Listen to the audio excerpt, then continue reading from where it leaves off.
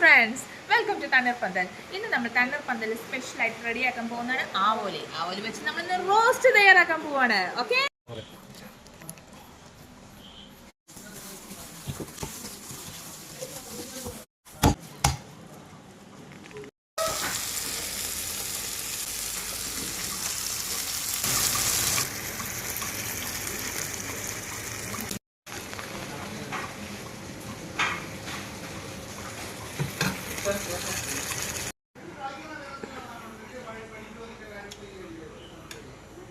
വാ, ഇത് കണ്ടോ, തണ്ണീർപ്പന്തൽ നിങ്ങൾക്കായി ഒരുക്കിയിരിക്കുന്നു ആവോലി റോസ്റ്റ്.